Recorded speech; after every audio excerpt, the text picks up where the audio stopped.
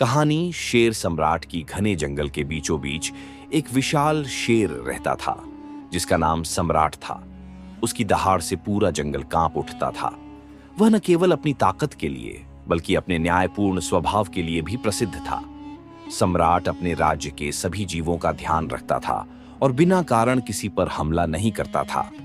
शेर की परीक्षा एक दिन जंगल में पानी का संकट आ गया।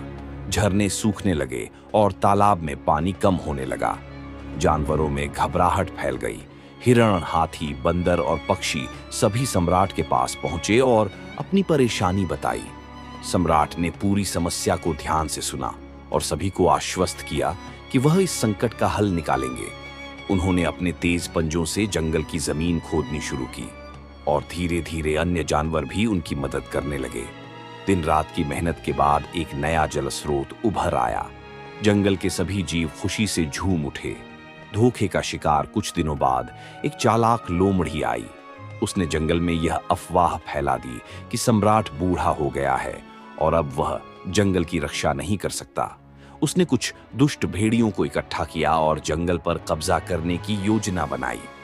जब सम्राट को इस बात का पता चला तो उसने धैर्य से काम लिया। उसने जंगल के सभी सच्चे साथियों को इकट्ठा किया और उन्हें एकजुट रहने को कहा। जब लोमड़ी और उसके साथी हमला करने आए तो सम्राट और उसके समर्थकों ने उन्हें जंगल से बाहर भगा दिया। शेर का संदेश इस घटना के बाद सम्राट ने जंगल के सभी जीवों को एक महत्वपूर्ण सीख दी। शक्ति से अधिक महत्वपूर्ण एकता और सद्भाव होता है। अगर हम एक दूसरे की मदद करें तो कोई भी हमें हरा नहीं सकता।